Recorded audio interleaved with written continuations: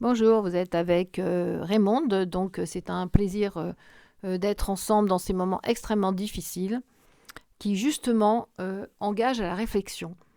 C'est-à-dire que je voudrais parler de ces personnes précisément, ceux que moi j'ai appelés dans ma thèse HPI-HPE, ceux que moi j'ai nommés les HPI. Alors on va oublier le terme et on va passer plutôt aux personnes qui sont dans le contrôle permanent, ce sont des chefs d'entreprise, ce sont des personnes qui voyagent tout le temps, qui ne vont pas s'arrêter parce que justement, ils veulent garder le contrôle, ils sont en fuite de leurs émotions en permanence, en permanence. Donc il faut remplir, il faut que leur QI, qui est très élevé, trouve une nourriture constamment, constamment. Quand il y a trop d'énergie, ce sont des personnes qui vont courir. J'avais dit à une personne et elle m'a dit non, mon mari ne court pas, Raymond Dazan, non, mon mari ne court pas.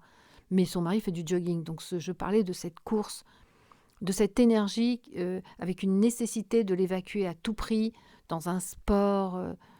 Voilà, pour que l'intelligence trouve sa nourriture, que le surplus de ce qui est ce QI qui est insupportable à vivre, qui demande constamment du contrôle.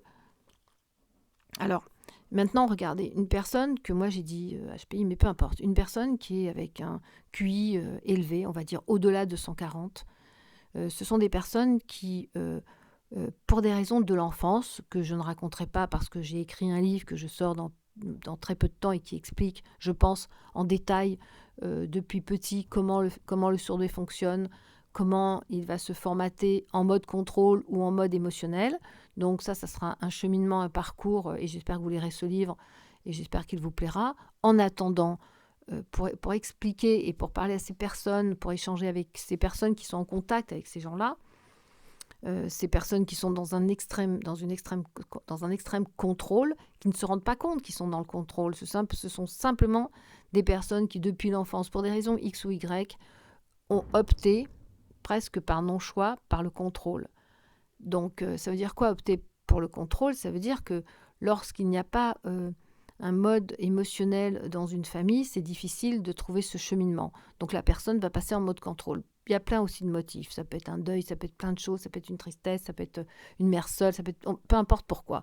En tout cas, cette personne va passer en mode contrôle, elle va passer dans l'excellence, c'est-à-dire qu'elle va être excellente toute sa vie, et elle va cheminer, c'est-à-dire avoir un parcours de vie avec beaucoup de sport, avec des choses très rationnelles, très cartésiennes, avec quelque chose de beaucoup de matière, beaucoup de matériel, une maison, de l'argent, d'un salaire. Il faut apporter de l'argent, il faut protéger les enfants, il faut protéger la famille. Voilà, on est dans l'excellence à tout point de vue, sur le travail, sur la maison, partout.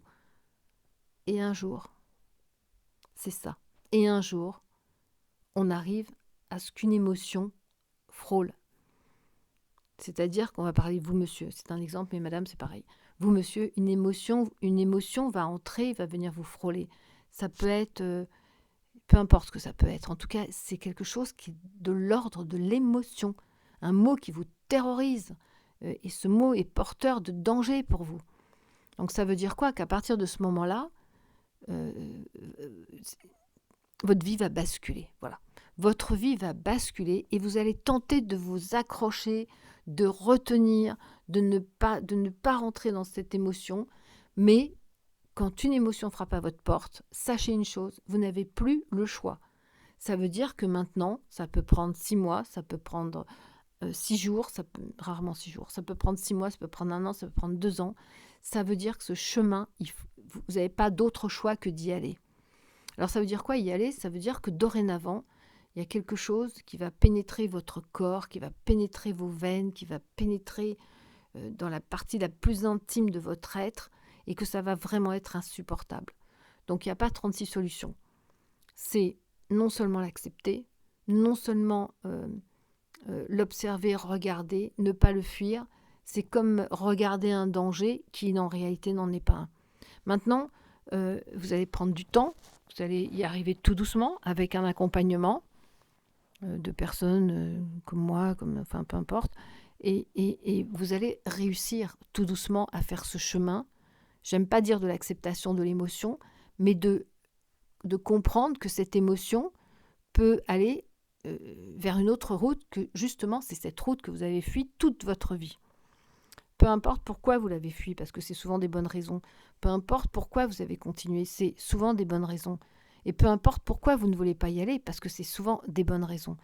Le problème, il est que maintenant, vous êtes face à quelque chose qui arrive, qui devait arriver, et vous devez comprendre que après ce dur passage, ce douloureux passage, pendant lequel ces personnes-là ont du mal, vous avez du mal à vous faire accompagner parce que vous avez toujours été dans l'excellence et que ça devient presque du domaine de limite de l'humiliation de se faire accompagner.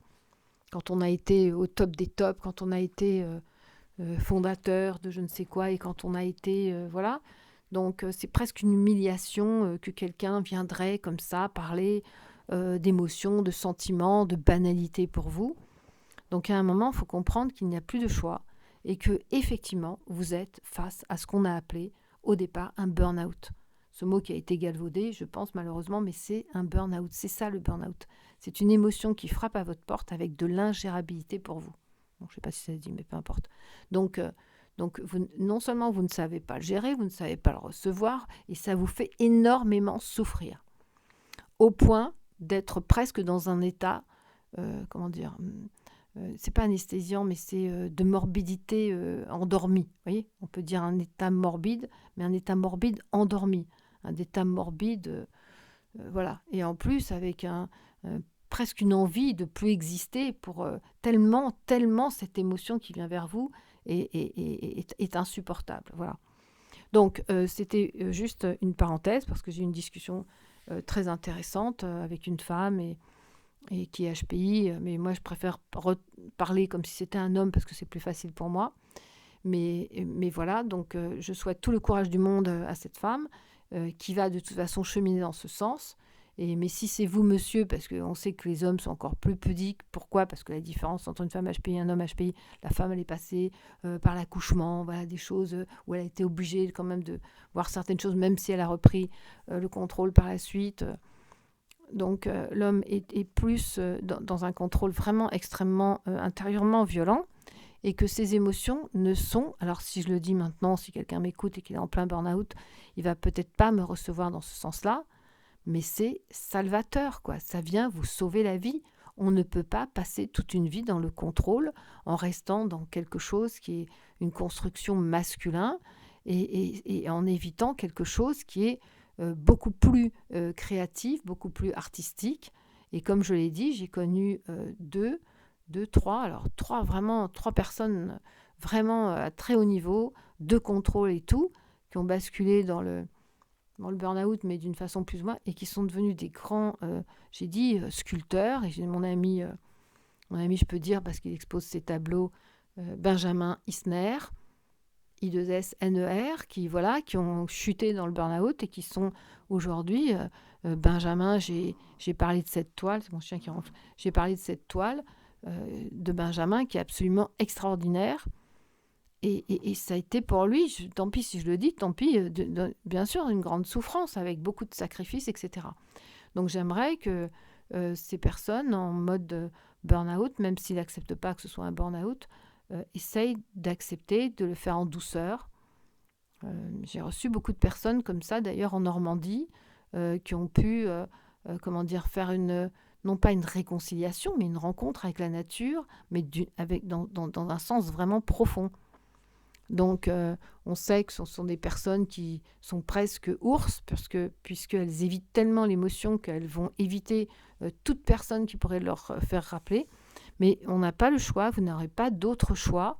Et j'espère pour vous, même si c'est une souffrance, parce que ce qu'il y a après est tellement merveilleux pour vous que ne vous privez pas de cette souffrance qui va vous conduire vers une autre porte et que cette porte, elle s'ouvre et que vous soyez enfin dans le bonheur que vous méritez. Voilà, je vous embrasse et je vous souhaite tout le courage du monde. À très vite sur un autre sujet.